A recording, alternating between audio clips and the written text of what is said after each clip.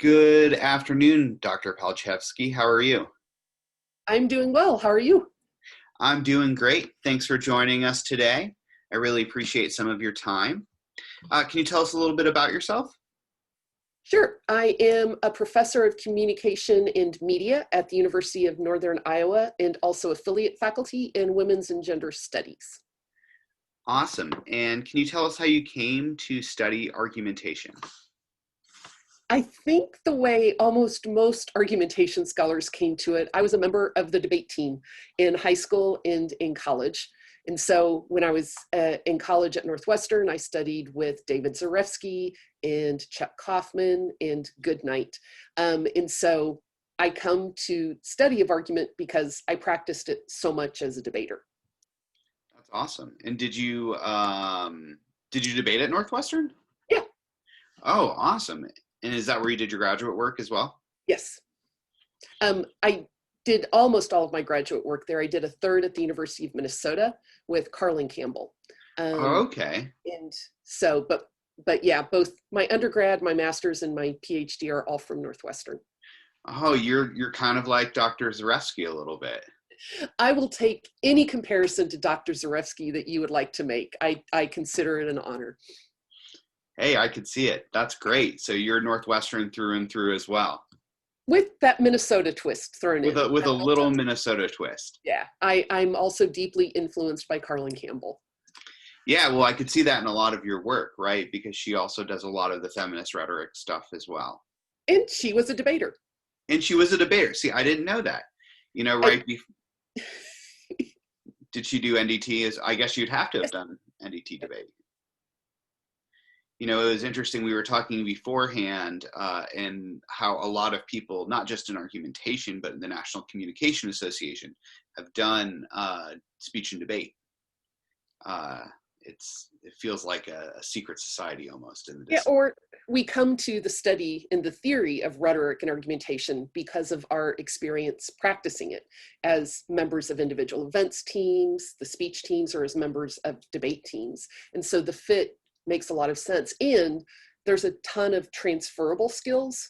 So the research skills you learn in speech and debate work well in academia. The presentational skills you learn work well. The ability to take notes and organize vast swaths of information. All of those things are transferable skills. So it's a pretty natural fit. Yeah, it makes a ton of sense. So what do you think the study of argumentation offers society? So let me do a little bit of a preface first, because absolutely, part of the question was, how did I come to study argumentation? And I gave a little bit of the genealogy with Goodnight and Zarefsky and Kaufman. Both Goodnight and Kaufman had worked with Don Parsons, so I'm also sort of within that line. Wow. But genealogies sort of tell about pasts. Yeah. And one of the things is that argumentation, debate, advocacy are skill sets and approaches that constantly evolve. So there's a lot of other folks who continue to influence me and grow how I study argument. Lisa Flores with their work on the United Farm Workers, Carmen Chavez with her critique of citizenship as a framework for understanding deliberation and debate and rhetoric, Carly Woods with their work on the history of debate, Damon Pfister doing work on argument in the digital sphere, Casey Kelly, who also is an old debater, a lot of these people are, I think most, in fact, in sort of the study of affect, Dan Brower in their work on publics and counterpublics, and Rob Asen in their incredible work on local argumentation and school boards. So the sort of foundations of argument and controversy and the ability of argument to play a role that I learned from Goodnight, Kaufman, and Zarefsky and Parson really have had the edges smoothed, have had the sort of some of the naive hopefulness worn away because of studies of contemporary argument. So your question was, what does argumentation offer society? And I think it offers a habit, an ethic, and a mechanism. So let me work through each of those. Argumentation offers a habit of thinking and decision-making. When you have incomplete information, or when there is not a single, clear, absolutely right answer, how do you make a decision? Or as Zarefsky would talk about it, Argumentation is about decision making under conditions of uncertainty. And if you never understood what that was before, living in the age of COVID really illustrates that. There may not be any right answer, but in terms of should schools reopen in person, mask to mask, what sort of thing should you engage in public, right? There's no absolutely right answer. There's no risk-free. There's low risk, more risk, greater risk. So how do you make decisions about whether or not to open a school? Well, you've got to figure out how to organize information. You've got to weigh reasons.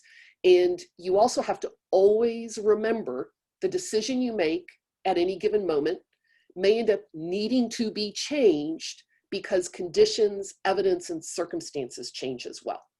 So argumentation is a habit of thinking and decision-making under conditions of uncertainty, and in a way, getting used to the fact that a decision you make, you might need to go back and re-examine, which sort of transitions to the idea of argumentation as an ethic for engagement and interaction. I grew up in a military family. Both my parents were officers. And so there wasn't always a lot of space for disagreement in my household. But in debate, on a debate team, disagreement was never treated as disrespect. And in fact, a willingness to disagree with someone was a mark of respect. It meant that you found their ideas challenging enough that they were worthy of engaging with. And that if people disagreed, right, you wouldn't just default to, well, it's just my opinion. Instead, you would spend the time to continue the conversation to figure out, okay, given what you believe in your reasons, given what I believe in my reasons, how do we figure out how each of us might need to change our position? And so for me, the sort of ethic of engagement and interaction is a willingness to disagree, but not be disagreeable, a commitment to give reasons, right? If I say, this I believe, I ought to be able to explain to you why that's what I believe. And it's an ethic of a willingness to change your opinion in the face of new evidence or new circumstances. So the third thing, we've got a habit of decision-making and thinking, an ethic of engagement and interaction. And the third thing is argumentation is a mechanism for creating change. So Goodnight and Olson have this amazing essay on controversy. And what it focuses, are y'all going to be reading that? We might. It's one of my favorite essays. Yeah, the fur controversy. Yep, it's awesome because one of the things that essay does is it uses this concept of controversy to talk about when there's sort of an agreed upon belief, right? That there's some common sense understanding. Wearing fur is good. It's a mark of being upper class is the example they look at. How do you open up space for contestation and disagreement, right? How do you even begin getting people to rethink? Video froze. There we go. Yeah. How do you get them to rethink what they accept? How do you get them to open up space for there to be debate, deliberation, and advocacy? And so I think without argument, you lose possibilities for change, and we just accept what is without pushing for asking, well, why is it that way? What's, again, the reason? Can we go a little deeper on that last one, what a controversy is? So let's talk about what exactly constitutes a controversy versus just a debate. So let me also maybe start by answering your next question too, which is what is argument? Because it builds. Yeah, and then we can go into it. Yeah. So O'Keefe is the scholar who made a distinction between argument one, the thing, so a statement that is an argument. I like the way Toulmin talks about the component parts. So an argument is not just a statement. An argument is a claim supported by data that has a warrant that explains why the data supports the claim. So that's argument one, sort of argument the thing. Argument two is the process of reason giving. So you can engage in an argument with someone else. I state my claim, provide my data and warrants. You state your claim, provide data and warrants. We challenge each other's data. We challenge each other's warrants.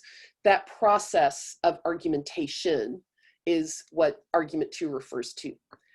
Controversy, I think, gets at the way in which argument is far more than just a dyadic exchange between two people.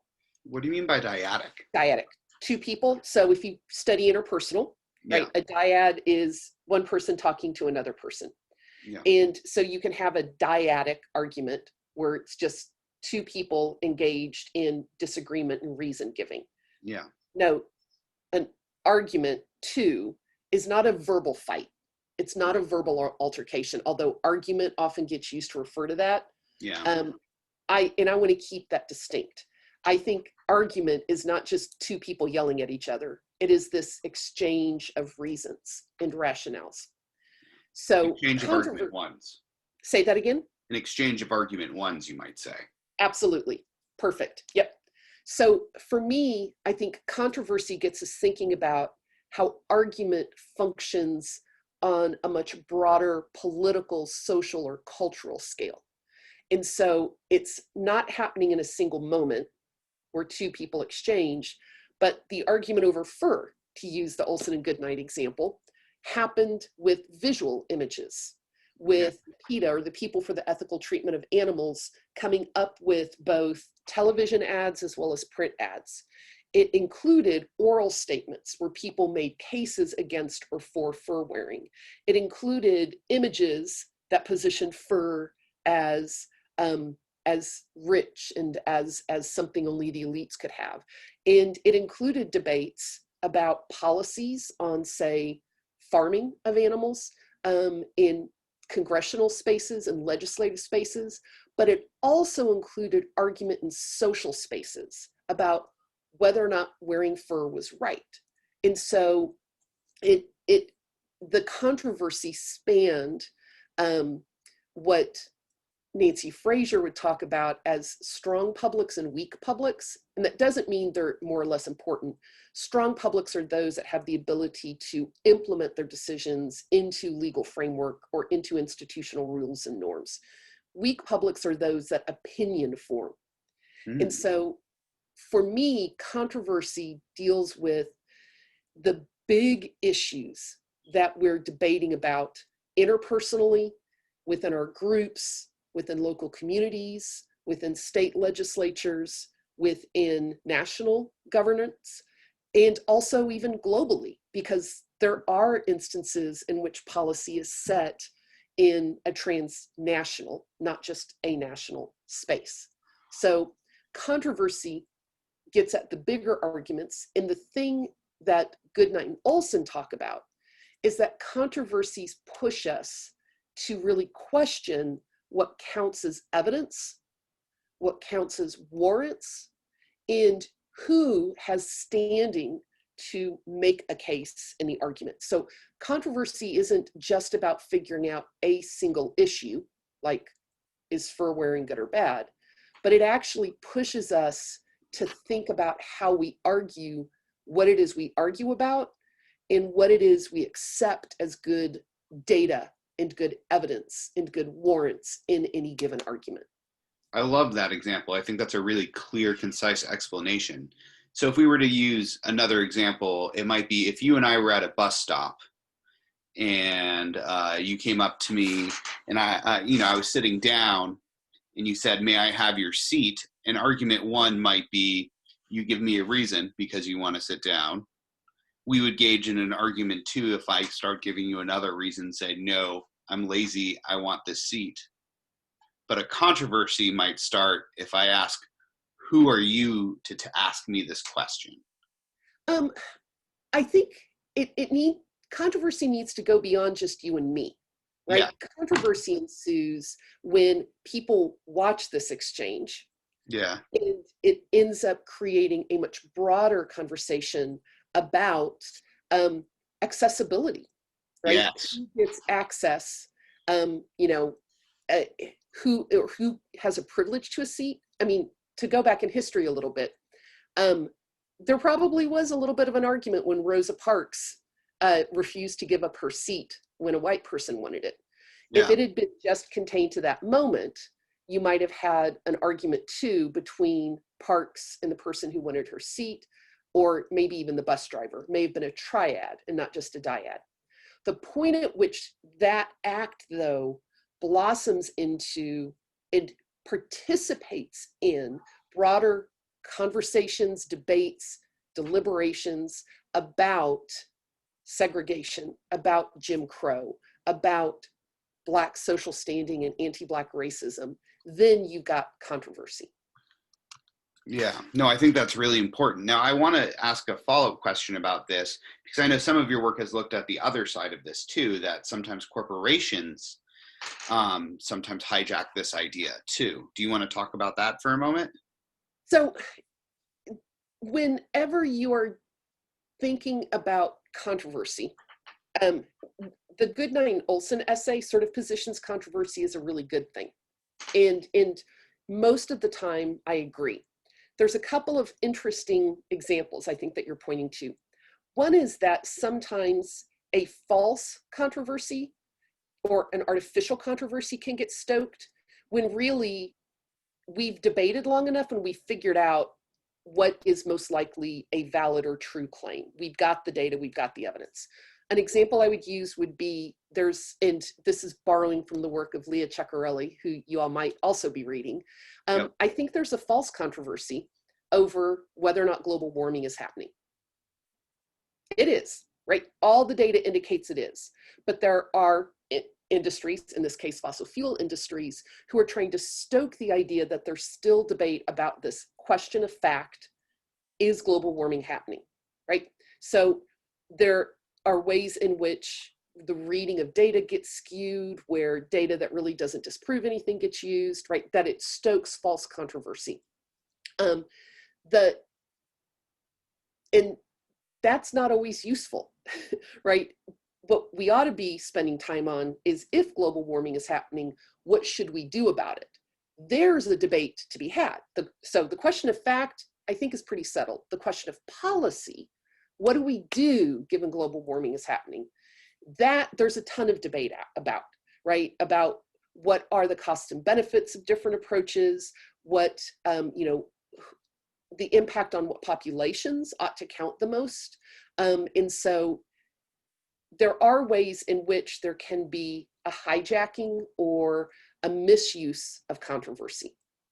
There other example that some other folks and I've written about, so Jen Farrell, Eric Short, and John Fritsch talked about the controversy that erupted over some comments Ward Churchill made about 9/11. And in this case, it didn't happen the moment he said them. It happened months and months later. And the function of the controversy really wasn't to challenge our thinking about what happened on 9/11, but instead it was more about political positioning in relationship to Churchill, right? Ward Churchill, not Winston. And so part of it is controversy can also be unproductive, like any form of communication. Just right? so the audience knows, Ward Churchill was a scholar at the University of Colorado at Boulder, right? Ask that again, your video. Sorry, just so the audience knows, who is Ward Churchill? Yeah, so a professor, was a professor that focused on Native American studies issues at one of the Colorado universities. Right. Yeah, just they might not be aware of who he was. He said something about like little Ike. He made some comment about the Bush administration, so, but he wasn't. What happened in that case is the day after 9/11, he wrote an essay that talked about how this was the chickens coming home to roost, that the United States policy in the Middle East had created conditions where the violence that we had ostensibly visited on the Middle East was coming back to haunt us. And this actually echoes an argument that a CIA analyst made in a book called Blowback, right? So this wasn't a left field argument at all. Part of the essay, though, referred to the people in the Twin Towers as little Eichmanns. And that was what folks really responded negatively to. And their argument was the people in the towers had never killed anyone. Churchill's point, though, was Eichmann didn't either, right? Eichmann never throttled anyone. Eichmann never took someone to a gas chamber. But Eichmann was the architect of the concentration camp system and was the one that enabled and made it easy to commit the Judeocide, the Holocaust against the Jewish peoples in Germany. And so it was the comparison of people in the tower and whether or not the comparison made sense, but it all just sort of blew up into Hitler called the people in the Twin Towers Nazis, which is not what he had done. But that's also the question about what did his essay mean. The controversy really wasn't about the validity of his essay. It was more about should he speak at another university. And like I said, nothing got said about the essay until months and months and months and months later, and then controversy erupted. And so the question was sort of, well, to whose benefit was creating the controversy at that particular moment? Yeah, that's really helpful as a way of starting to illuminate this notion of controversy. So how do you identify when an argument has occurred? Again, you can break this down. So whenever someone takes a position and gives a reason, an argument one has occurred. Whenever there's clash or disagreement, you've got an argument two happening. It doesn't always have to be at the same time or the same place, right? So someone can write an editorial to a newspaper and someone else writes back and answers it. You've got clash, you've got refutation, then you've got an argument two. And in both of those, for me, there's got to be reason giving. Yeah. If there's just screaming and yelling, it's a verbal altercation. It's not an argument. Reason giving's important to those. And then with controversies, you identify that those are happening when at many different times on many different platforms and many different people are participating in this much broader debate about policy, about culture, about belief, about practice. Excellent. And how do you analyze it? Like, what is your methodology about going? So you've noticed it. Yeah. How so do you analyze it?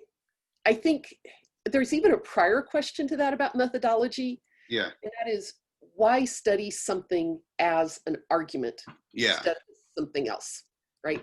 And I think y'all are going to be reading an essay I wrote about suffrage postcards. Yeah. And one of the questions I got when I was writing that essay is, why are you bothering to look at that as an argument? Why aren't you just analyzing it as an ideograph? Or why aren't you just analyzing it as affect? Or why aren't you analyzing it as icon, right? And part of my answer was, there's something going on here that you won't see unless you think about it as an argument. And so one of the points of this essay is, there's a ton of verbal argument about women's suffrage. Most of that verbal argument focuses on the effect of the vote on women. Hardly ever does anybody mention verbally the effect of the vote on men. But all over the visual imagery and postcards, there's images of how men are affected by the vote. And so if you think about the postcards as participating in an argument about whether or not women's suffrage is good or bad, you start thinking about, what are the arguments for? What are the arguments against, right? That dialectic, for and against. And if you start sort of thinking about, okay, what are all the reasons given? Women's suffrage is bad for women. It will expose them to the abuse of politics. They'll carry away mud and dirt on them. They're not physically suited, right? You start noticing all the arguments are about the effect of women. If you want to get at the argument about the effect of the vote on men, you have to admit visuals can argue, because that's where that argument gets played out. So for me, the sort of method question, thinking about interactions, rhetorical interactions as an argument is itself a method, because it gets you thinking not just about what does a single statement do, but what do all these statements that are bumping up against each other, controversy, right? What do they all do to each other and how we understand ourselves and our role in the world? So first question is, why study something as an argument at all? And with any method, what method does is it gets you asking some questions instead of others, right? Method is about the collection, organization, analysis, and presentation of data. Whether you're doing social scientific, humanistic, or creative, you're collecting data, you're organizing data, you're analyzing data, and then you're presenting your findings. What happens with the collection part, if you study something as an argument, you make sure you collect as many different perspectives as you can find. And when you organize your data, you organize it into sides of a debate. And sometimes there's more than two, right? And then when you analyze, part of what you're really interested in is not just what does one thing say and another thing say, but what's that point of disagreement, right? Where is that moment of disagreement? So for me, the method is focusing on the clash or the dialectic, the engagement. And then what's also interesting to me is how argument evolves across time, right? How did an argument shift or not shift?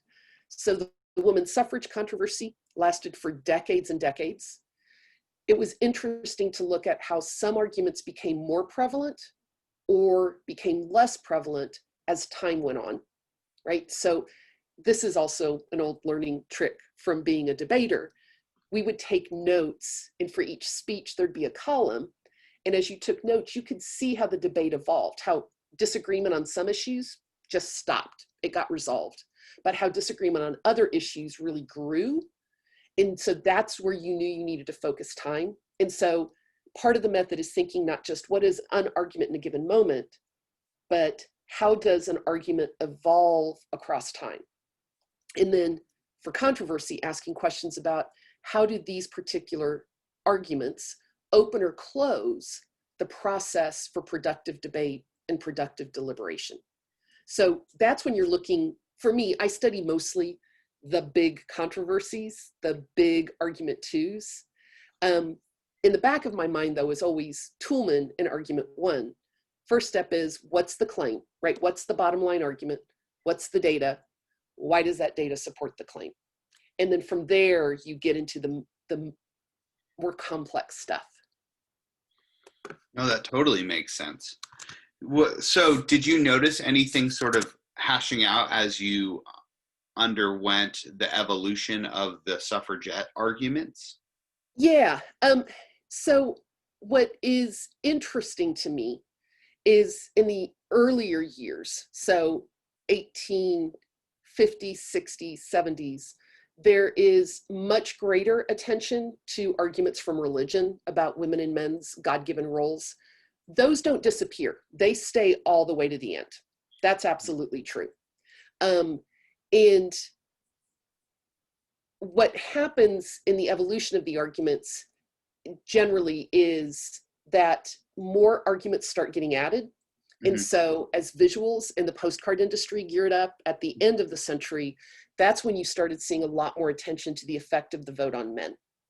The other evolution, and here I have to do the shout out to Eileen Kradider and their germinal work on the women's suffrage movement. They argue that within the movement for the advocates, they started with arguments from expedience, that giving women the right to vote would lead to different results from voting, and that would be good for society. Then they shifted to arguments from justice, which is, as citizens, as members of the nation, women deserve the right to vote. Let's be clear, throughout all of this, they're talking about white women. Women's suffrage advocates were absolutely talking about white, educated women. The fight for women's vote continued long after the passage of the 19th Amendment. So the other thing I would say is, did the argument over women's suffrage end 100 years ago with the ratification of the 19th Amendment? No, because African-American women were kept from the polls, Asian women were kept from the polls, Native American women were kept from the polls. So we're talking, it's not until the 1960s with the Voting Rights Act that you actually have full enfranchisement of African-American women. It's not until, I think it's the McCarran-Walter Act, that you have full enfranchisement of Asian Americans. It's not until the 60s, when you've got some Supreme Court cases, that you have full enfranchisement of Native Americans. So that's the other thing I would say, is think about when an argument ends, and it doesn't always end when you think it does. Yeah, no, I think that's a really interesting question that you're saying right there, right? Or that you're pointing out where it begins and ends is a very political question, right? Because we often are taught historically that the women's suffrage movement ends with the ratification of the 19th Amendment, which is in itself a very political Yep. ending, a very white history.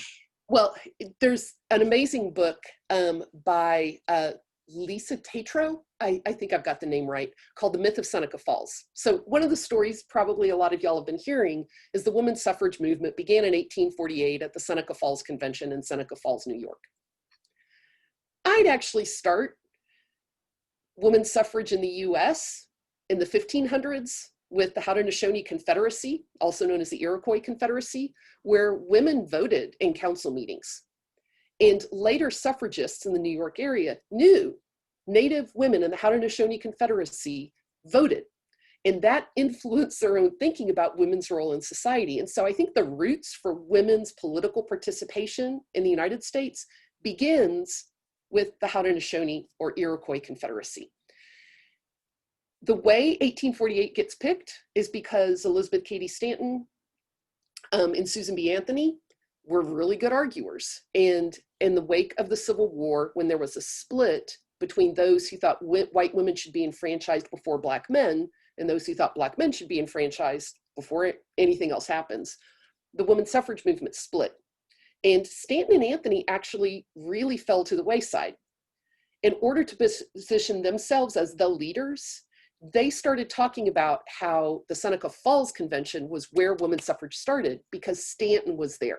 And a lot of people think Anthony was, she wasn't. And so Seneca Falls, even though it was in 1848, doesn't really start getting talked about until the 1860s and 70s as the beginning. And it was an absolutely orchestrated PR campaign. And Tatro demonstrates that brilliantly in this book.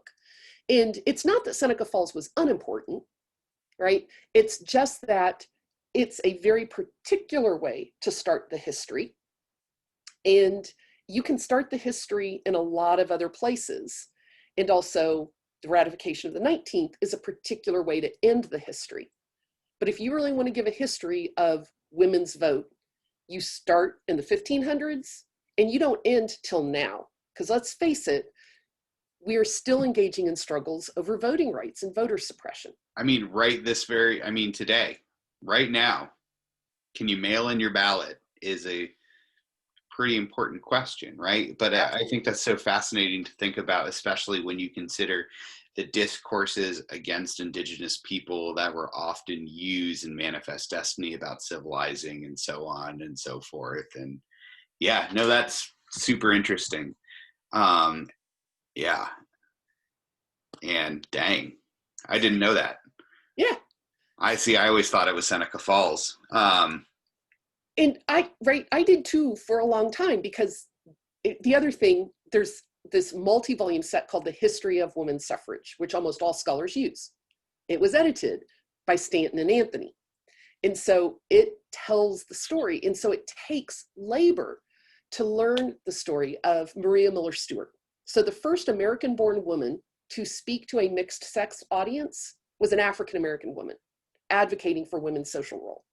The argument about women being able to be pastors, to be preachers, didn't first start in Seneca Falls. It started with a group of African-American women who petitioned for it at one of the annual meetings of their religious organization, right? That there are lots of stories to be told, but some of them get elevated. And this is where controversy comes in, right? Yeah.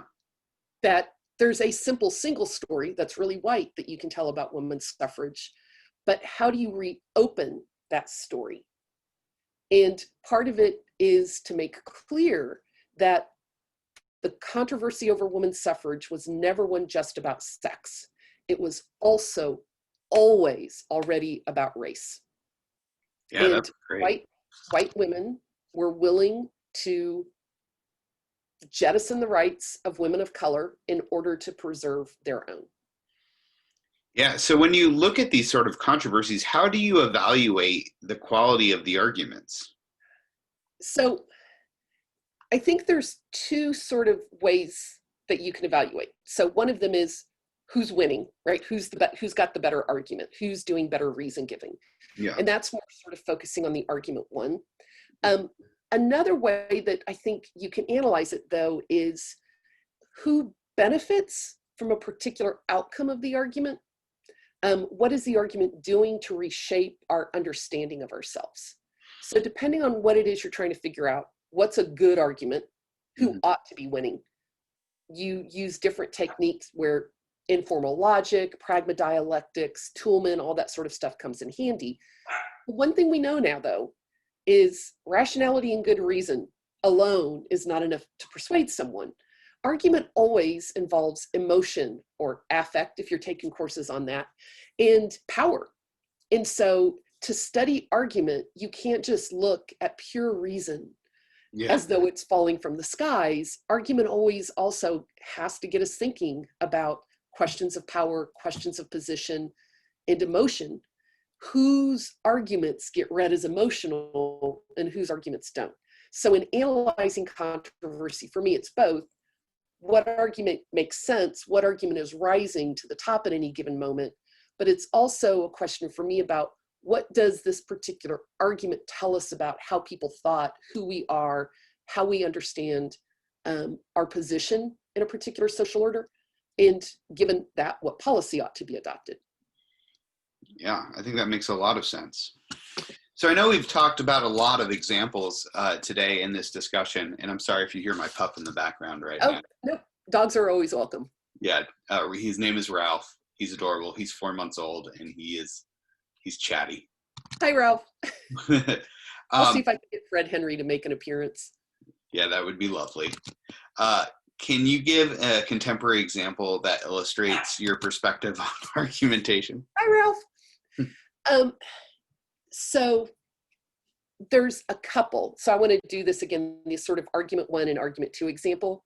So the argument one example that I would use is the sort of question of fact, how many people died as a result of Hurricane Maria? Right? It seems like it'd be really easy to figure out how many people died, but actually there was controversy and debate that emerged over that, with the president indicating that it was only a handful of people who died, while epidemiologists and medical specialists were saying that the death toll was in the thousands and thousands. And this, how can there be such difference about a question of fact, how many people died? And part of it is the warrant. So what counts as a hurricane-related death? And for the president, it was in the immediate aftermath of the hurricane, how many people were killed because of flying debris? And that was a handful. But the devastation to the infrastructure, in the fact that it was hard to find some of the people who had been killed, meant the death toll kept rising.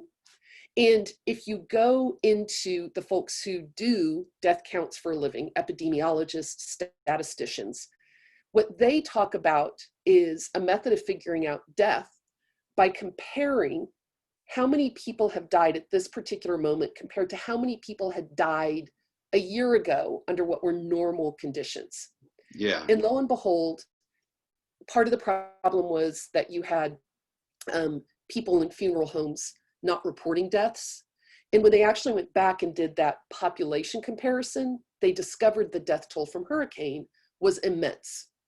New data, different methodology, different warrants, but that's the exact same methodology that was used to figure out hurricane deaths when they happen in Florida or in Texas or on the East Coast. And so what was happening is when Maria hit Puerto Rico, the death toll was woefully undercounted. And so you had masses, and the impact was undercounted.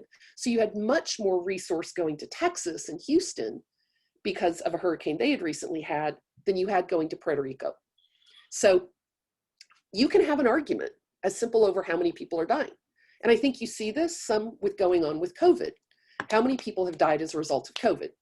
And there's some folks who say, you have to have had nothing else wrong with you, and COVID has to be the thing that killed you, no pre-existing conditions. And others are saying, no, let's think about in a non-COVID, relatively normal world, how many people would have died during this time period. And so part of the reason I think you see debates over how bad is COVID, falls back to a question about what's the data that's getting used and what's the warrant to support that data. Yeah, it's interesting to me because it raises the question of the counterfactual. Yeah. Right? Yeah. Which is, it makes me think of the debate world immediately, right? Yeah. So for the bigger question, you know, so that was sort of, how do you sort of work through an argument one, a question of fact? How do you know how many people have died? For the bigger one about controversy, you know, there's a ton of examples where we don't even know what data or authority to rely on, right? And are y'all reading Goodnight's Spheres of Argument essay on public? We actually are not reading, but we will be talking to Dr. Asen, and he will be giving an extensive conversation on the public sphere and talking about private spheres. So, quick mini lecture. Yeah. Goodnight has an essay on spheres of argument. Part of his position is that there are three distinct spheres of argument: personal, technical, and public. And there are different rules, in a way, for the arguments that happen in them. For technical argument, it's highly rule bound. Very particular people are accepted as authorities. Very particular evidence is admitted. There's a rigorous process of peer review.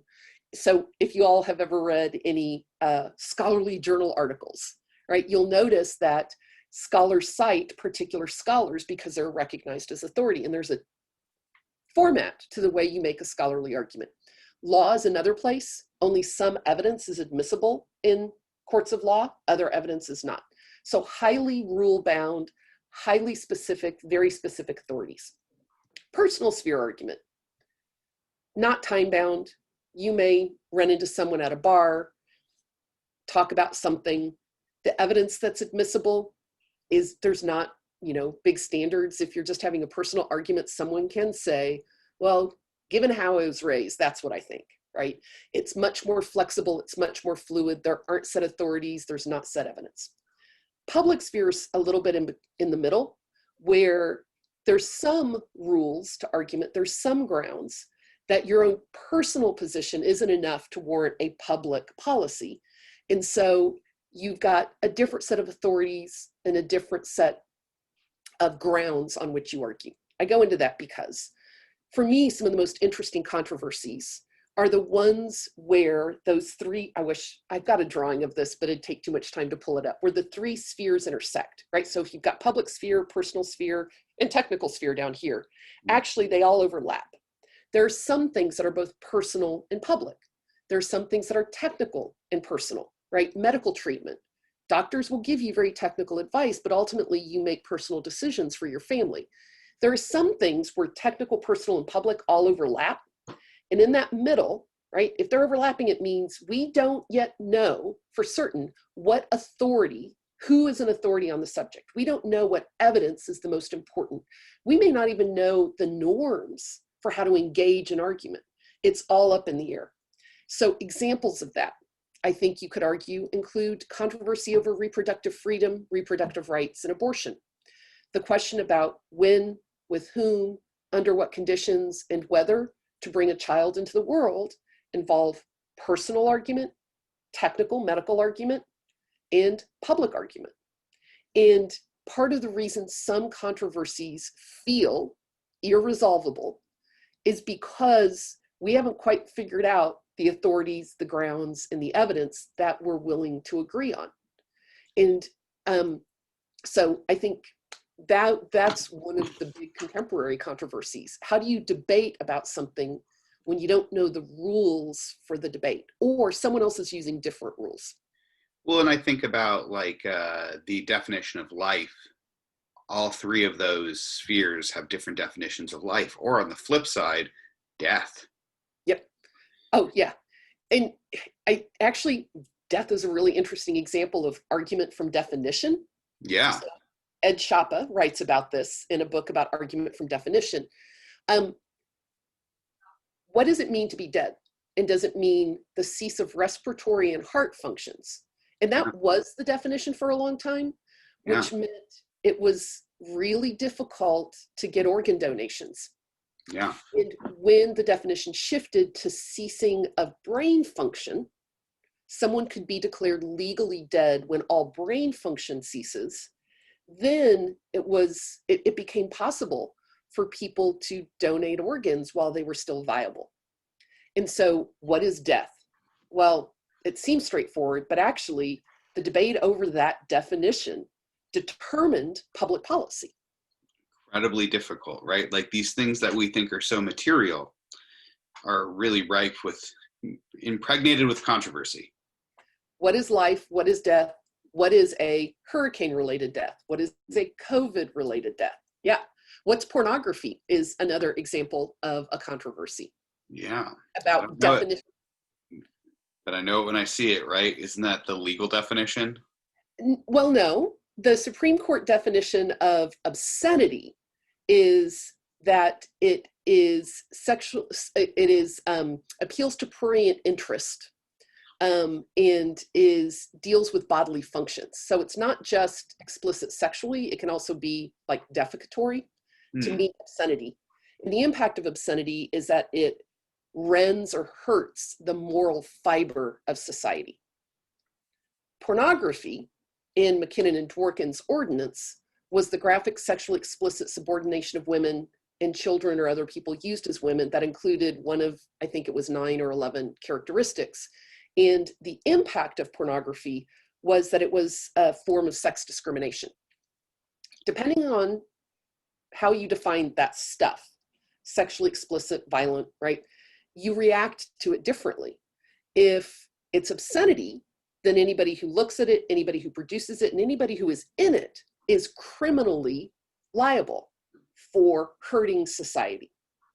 If you take the McKinnon and Dworkin definition, anybody who produces or uses it may be civilly liable for and be sued for sex discrimination, but those who are forced to be in it aren't viewed as immoral or obscene. They're also viewed as someone who has been injured by this act of sex discrimination. So arguments over definitions, I find fascinating. And like I say, Schappe's work on it is really helpful, as is Zarefsky's. Oh yeah, definitions, very important. Very, very technical, but man, yeah, super important. Well, that's super helpful. What else do you think we should know? So I got 3 things for you. Okay. One is argument, like any skill, is learned. And to learn it, you need to practice it. And you need to get comfortable in it. And so just like being a good public speaker, being a good writer, being a good videographer, being a good meme maker, it takes practice and comfort. So cool on you all for taking this class. You are learning a skill that's incredibly important. Second thing I'd want you all to remember is that argument, like all communication, is filtered through the perceptions of the audience. And the reason why that's important is that for some groups, their argument is not perceived as reason giving, it's perceived as anger. And I can talk about this for hours on end. The research is really compelling that when people of color, particularly Black men and women, argue, they are perceived as angry, not as engaging in reason giving. When Black men engage in argument, it's perceived as incipient violence. When Black women engage in argument, they're perceived as mentally imbalanced. When white women participate in argument, they're often perceived as angry and as irrational. When Latinx folk participate in argument, it's viewed as emotional expression that needs to be managed. And so the research is pretty compelling. If you've got 2 bodies, and one's a white cis man, and one is a Black woman, and they say the exact thing in the exact same way, they make the same claim with the same reasons, in the same evidence, with the same presentational form, the man will be perceived as rationally engaging in argument with maybe a little righteous indignation. The Black woman will be perceived as angry, irrational, and she just needs to settle down. Why do I go through this? You should learn argument. Argument is incredibly important. And the next time you find yourself reacting to someone who's engaging an argument because you react to them in an emotional key, right? In an emotional valence where you want them to settle down, check yourself, right? Step back and ask, am I responding because I'm being disagreed with and that's making me uncomfortable? Or is this person really angry? And if you stop for just a moment and do a self-check, you'll begin to realize that you think some people are angry when really they're just arguing. And there are some people who are angry and you treat it as argument because they've got a position of power or a position of authority. So argument goes through a filter of perception. And some groups are not afforded the same latitude in argument as other groups unless we all work to check some of our biases. The other thing that I'd leave you all with, and I think you got this already, is argument happens in a lot of different modalities. It happens verbally, but it also can happen visually, and bodies themselves can argue. Enactment is the rhetorical form where a person functions as proof of the claim they're making. So when you have Mary Fisher at the Republican National Convention, who was the wife of one of the biggest Republican fundraisers, was white, incredibly wealthy, married when she contracted HIV, mother of 2 kids, when she tells the convention, you are at risk. HIV and AIDS is not just a disease of gay men. It's not just a disease of IV drug users. It's not just a disease of poor folk, right? She's proof. So bodies can argue, visuals can argue, verbals can argue, sounds can. Now we're getting into some places that I think other people are better equipped to talk about. So the final thing to remember is you can look at the world through a frame of argument, and what it gets you thinking about is, what's the bottom line, right? What is a person's basic position? What are the reasons for it? And where might be the grounds for disagreement? And what do we do with that disagreement?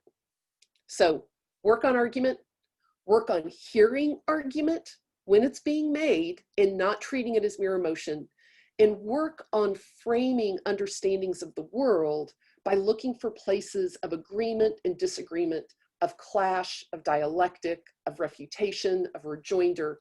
Because once you figure out the place where everyone agrees, you don't need to argue about it anymore. You can move to the place of rejoinder and rebuttal where time really needs to get spent.